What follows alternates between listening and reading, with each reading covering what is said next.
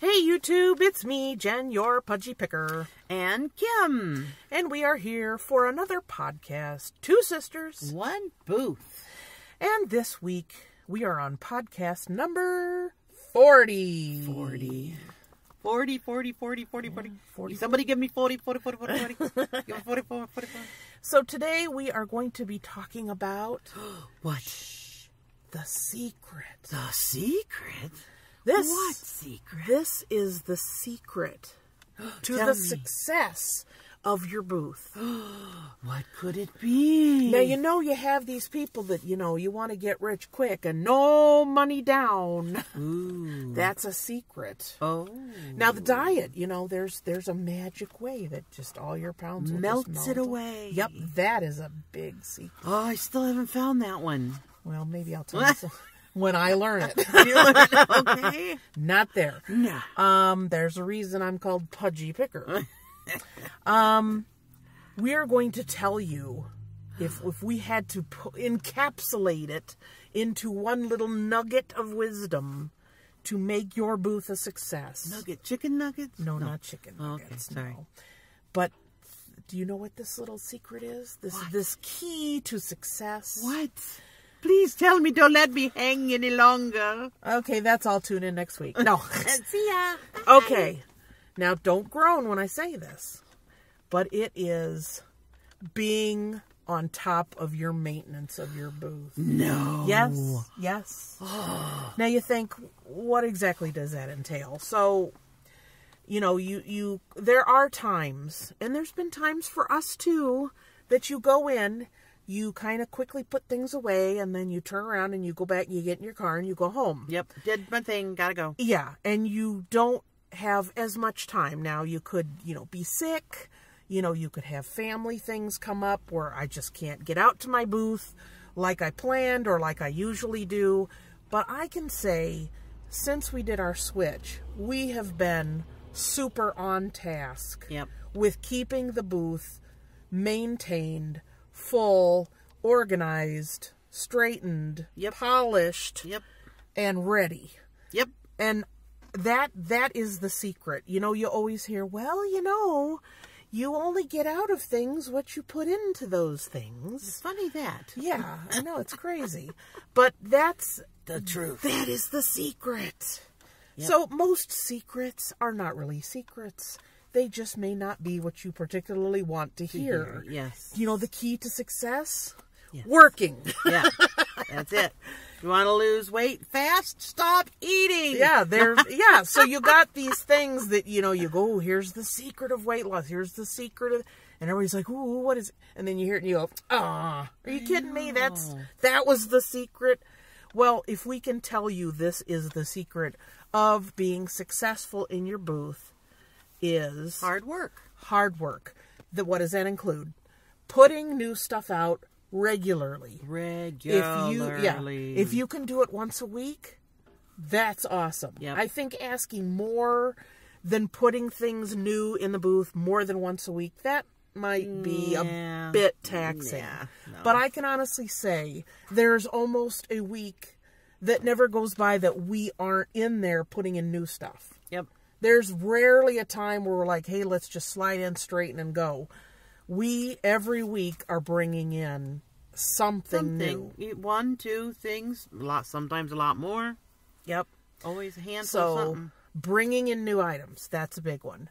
Staging items. Yes. Making items look appealing. Not making it look like a thrift store just barfed in your booth.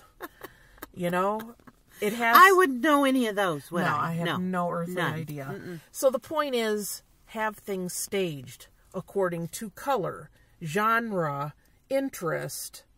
Did I say color? I don't know. Maybe we should say color. No, what I'm thinking of is color. I'm glad you clarified. I know. I was 3 just times curious. for emphasis. But the point is to have things staged in a way that will make somebody stop and go, ooh, that looks kind of interesting.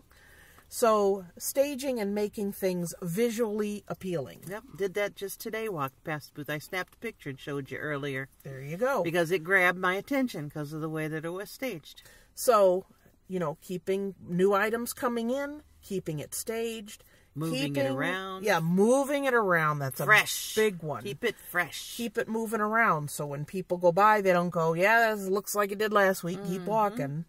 So keeping things moving, that is a big deal. Because even on those times where you think, I may not necessarily have new stuff to take in, if you move things around, you're creating that interest where somebody stops and goes, hey, I didn't see that last week. Yep. That's because it was in the back a booth in the corner behind something. Yep. So they may not have seen it.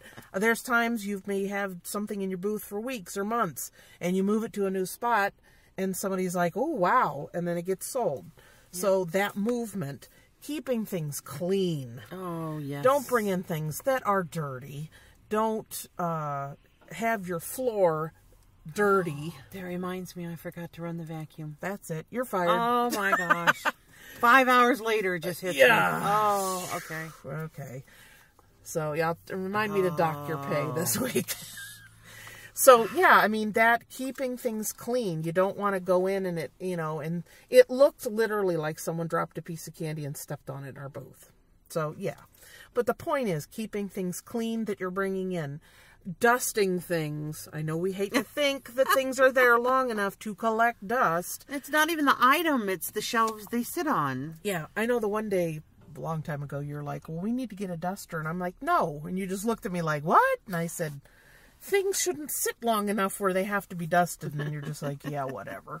If only. Yeah, so, keeping things clean, bringing in things that are already clean, keeping the floor clean.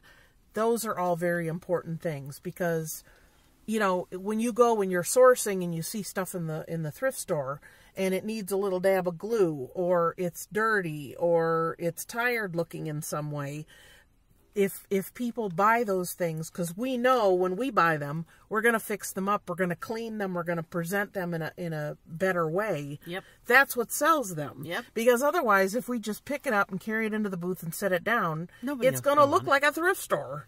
Yep. And that's not necessarily the design you're going for. You want more of a boutique-y kind of... Yeah. That's not a word, but it's a boutique-y kind of arrangement where you look at something and it doesn't look like somebody just donated it and you just threw it on an empty shelf. So you're actually a lot of that stuff you are getting from thrift stores, but you're stepping it up and making the presentation is going to bring the money in that you want. Then my favorite saying, perceived value. There you go. You find it in a garage sale, you're going to pay $1. You find it in a thrift store, you might pay $2. You find it in a store, you're going to pay $5. Yeah. You find it in a Macy's, yes. You know it's going to be much more. So it's perceived value. If you have it clean and organized and you perceive it as more value. We've talked about that before, that when you go to a garage sale, you have a mindset of how much things cost. And everyone, that's listening has walked up to a garage sale and stopped and said, what? See ya. And I've actually been at like a regular, just not like a discount store or not an expensive store, and they'll have something clearance, and if I'm getting it for myself, I'll have that moment of, well, and then I think, you know what, for where I am and what I'm getting and what I need it for and what I would pay if it weren't on sale, you have that conversation in your brain to make that decision whether you're going to buy it or not. So, yeah. My go-to for that one was at one of the thrift stores. They get donations from Target on their clearance items. Now, if I was at Target, I'd say, oh, that's a clearance price. That's really good price for that, and I'd buy it. When I see it at that thrift store, I'm like, that's still too much money for me to want to pay it for it at a thrift store. That's a good point, yeah. Because a lot of times, if something's marked down fresh in the store, it looks pretty good. Yep. By the time it gets donated and priced and put out on the shelf at the thrift store, it looks like it's been through the war. And they usually have it pretty close to what the sales sticker was for over there, and I'm like, Yeah, well, it was clearance down to 20, and we're going to give it to you for, 18. Aren't we nice? $18.99. Yeah, so you're kind of like, nah, maybe not. So, yeah, it is that the expectation of what you're going to pay wherever you're going. You know, you walk into Neiman Marcus, or as we call it, needless markup. I mean, you walk into that kind of situation, you know, when you see a jacket for $300, you're not going to flinch because that's expected. how, you know, you go to a garage sale and see a coat and it's got $30 on it and you're like, dream on. That's right. Ew. So yeah, that perceived value. So that's a big part of it. And there are some booths that can tend to have more of a garage sale, flea market kind of vibe. Yep. And that's not what we want to put across. So that is your gem of a secret. What else can you think of that would be included in something like that? When you put it in your booth, you know, an organized fashion, if you're just setting it on the floor and leaning it against other things, it looks tacky. People are going to kick it, knock it over, break it, dent it up, dirty it up, and people can't get around in your booth. So it's got to be orderly enough to allow people to shop freely without the fear of knocking over and breaking things. You know, and I think there's this mental thought of some people are like, I'm paying rent on this space, and I'm going to cram everything I can manage to get in here to make money and to sell items. But isn't that what we've said in the past? But the point is, I know. The point is, yes. You're playing devil's advocate. I can see know. that. I do that all the time. Yeah. So the point is, but if it's so cluttered with stuff and people aren't actually stepping into your booth, then you're actually having the wrong effect that you're trying to make. Lots of salespeople, lots of things to look at. It's too much, and people go in, and if you turn like us women who have a big purse on our shoulder and you hear something rattle behind you, you freeze. Because you're like, oh, I don't want to bust something. And if someone isn't even going to step into your space because it is crammed to the gills, then you're going to have the opposite effect of what you want. Oh, more stuff, more money. Well, if it's so much more that people can't even, you know, can't even turn without knocking something down, it's not going to have the effect you want. Yeah, we had that personal experience last week going somewhere. We just stood there and went, we can't even, I'm afraid to even walk into this one. Can't even do it. I think the only reason we did is because the whole booth was on sale or something. So we were like, even then, normally we don't step in to this, you know, when we're professionals. So we, you know, we're like, oh, we're going to go in here. Yeah, but I was like, how much percentage off? We're going to go in. And we were both kind of, ooh, the whole time we were in there. Yeah. So, you know, it's not a big secret, but it is a key to success, certainly, that these things have to be done. You can't expect to have the sales you want and the interest in your space that you want if you're not maintaining it. It's like going out and tilling the ground and throwing some seeds down and going, I'll be back in 2 months to pick all of the things that have grown. It doesn't work that way. There's a constant, minding of what you're doing and paying attention and weeding out and adding fertilizer, adding water. I mean, there's this maintenance. You're going to have a better result in the end if you are maintaining it. Now, we know that some people, they don't live close to their mall. There are some people that may live an hour or more away from their mall. So when you, the things that you can do to make sure that your time at your booth is effective is, to plan ahead and think what needs to go out.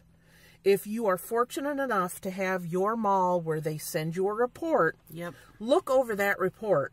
If you're going in on a certain day and you get the report, look over it. Oh, wow, I sold some jewelry. I have some more. I can take that with me. Oh, look, I had a piece of furniture that took up that certain amount of space. What can I take to replace it? If you have that space allotted, and like we have a furniture room and we're allowed a certain amount of items to go back there, if we don't have anything back there, that's a waste of space that comes with our rental agreement. So if you have something or you have a piece of furniture either in your space or in a certain area or a furniture gallery like we do, we have stuff back there, and Kim and I are always thinking, okay, when this sells, what are we bringing out next? So in that way, that we're making sure that we're taking full advantage of what we're paying for, whether we use it or not. Yeah. You know, that's like some people have barely anything in their booth. Ugh. You're paying for that space, whether it is completely full. Packed full. Or Yeah, two or whether items. there's, you know, if you sold everything in your space, you wouldn't make rent. I mean, you know, you're paying for that space at, oh, well, you got this many items. Okay, this month, here's what your rent's going to be. No, you're paying for that space. You want to get the most out of it. So, you Absolutely. know, that's the mentality you have to have. And I think being out there like once a week, usually we're out, our mall is open Wednesday through Sunday. We're out there on Wednesdays, and that's when we're putting new items out. We're marking items down. We're moving things around. That's when we're in there doing that. Now, if the days I work happen to be a Friday, if Kim works, it's a Saturday, or if we're in the area, because I don't live that far away, that if I do happen to be in that area, I'll go in and just give it a once over. Little floof, floof. Yeah, or if you're working, you get there a few minutes early, you go in and make sure, it doesn't look like a tornado hit. So, I mean, we have that advantage that we're not too far away from it, that we can, it's possible for us to pop in an additional few minutes a second time. But if we don't, we've already brought in items, straightened, cleaned, made sure everything looks good on that first day that we're open. And some days we come in, we straighten on a Wednesday, we come in the following Wednesday, and it looks like a bomb went off. Yeah. Oh, man. And then other times you're like, it doesn't look Has that... the store been open? Yeah. So, I nothing mean, you have that moment where you go in and you go, golly, look at all the stuff. But then you're like, no, that's a good sign. That means people are in here digging around and looking, and there's an interest. Well, the last weekend I worked, I sold a number of items that you had. But then on Sunday, it blew us both out of the water. We had empty shelves everywhere. Yeah, we had somebody holy come in mackerel. and bought a ton of nautical stuff. Yeah. And I literally have like 2 shelves. I have one flat shelf, and then I have like a vertical one that's got items. And I was talking to the lady across the aisle from me, and I'm like, man, somebody was in here buying all my nautical stuff. She said, I had a couple jars of shells and stuff. They're gone. And then another lady piped up, a few down, and she's like, yeah, I sold some stuff too. Somebody was in there So I was like, shopping on wow, that Sunday. somebody was in there cleaning up. I mean, I literally sold probably 8 or 9 items that were, little boats and shells and lighthouses and in frames. I had one said sail away or something on it. So, I mean, yeah, somebody was in there, really picking through it. I mean, when you come in and there's a space, you're like, oh, I wonder what was there. I came in and I'm like, holy cow, where'd everything go? It's naked. And I said to her, I'm like, you worked Saturday. Did you sell a lot of my nautical stuff? She said, no. So I'm like, Well, and I must have looked been at the Sunday. report. I looked at the computer report before I left, and I mean, no, it wasn't. It had to have been Sunday. Yeah, you don't know. Yeah. So, I mean, keeping things, full and interesting and being in there and minding the store, that's truly your secret to success.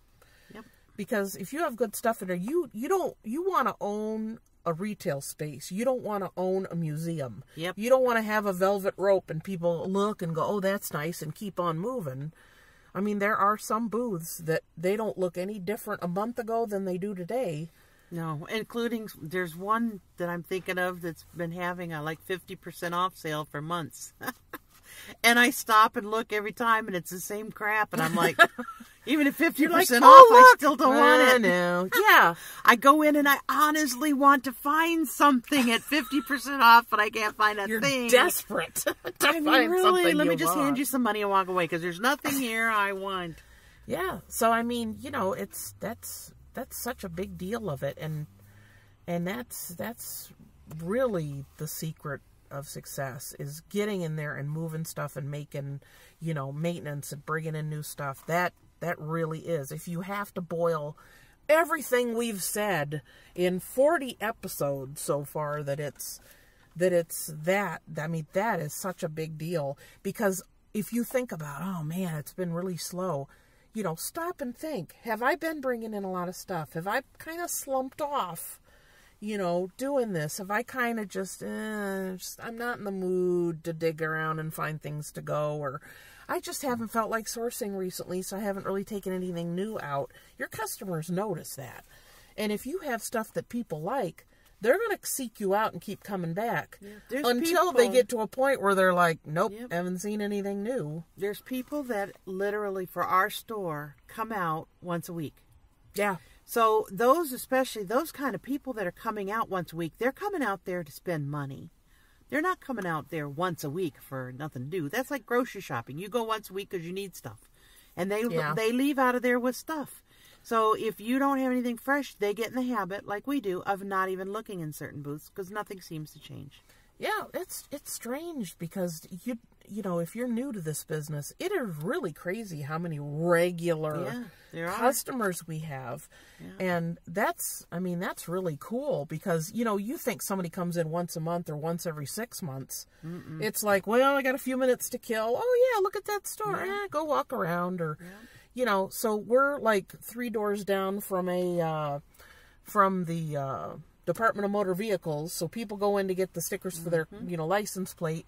So you'll sometimes see them walking around carrying that, like, oh, I wonder what's in here. And that's what some of them say. I haven't been over in this plaza in a while, and I'm like, wasn't that an old D&K or something? Yeah, or they say, you know how many times I have drove by, and I'm like, you know what? One of these days I gotta go in there, and I hate when that happens because sometimes I go, one of these days I gotta, oh, it's gone. And they're gone. And you're like, darn it, maybe they would have stayed. People say, how long have you been here? I never noticed you before. We've been here 2.5 years. Yep. It'll be 3 years in April that the store's been open, and people are like, what? And then they're like, what used to be here? It used to be a Big Lots. I've had person come in looking around, and then they're like, I thought this was Big Lots. This is, it's like, it was 4 years ago. It's only been empty for how long, and then us? Yeah, because they ended up The look on their face is hysterical, though, because they're like, what? Wait a minute. This doesn't look like the store. Yeah, because, I mean, they built another one, or in another plaza down the way, you know, a couple of blocks down, so... But, I mean, it totally doesn't look... When it used to be a Big Lots, that was a trashy-looking store. Dirty and kind of ick. But it's bright and colorful and clean. Yes, it is. And lots of pretty smiley faces like ours. And food. Oh, food. Brownies. Best brownies. Oh, she makes good brownies. And she actually measures them before she cuts them. That's why they're so perfect. Have you ever seen her cut them? No. She has a ruler. I'm not kidding you. All I know is they're good. And I haven't had any in so long, and I'm dying for a brownie. I remember when they did one place that we were advertising through did a article and mentioned about her food, and her name is Lana. They called her Luna. So every once in a while I go, hey, Luna. She's like, oh, they got my name wrong. I'm like, it's 4 letters. How could they? She's like, I don't know. So, and the lady that runs a cafe at another store, and for the longest time had her own restaurant. Yep. And pizza and ice cream shop. Yeah, so I mean she's been doing it a while, so you know, she knows what sells. So that's the secret. Was it what you expected it to be? I'm just so full of information now. I just want to burp. You're full of something. My eyes are not brown, thank you.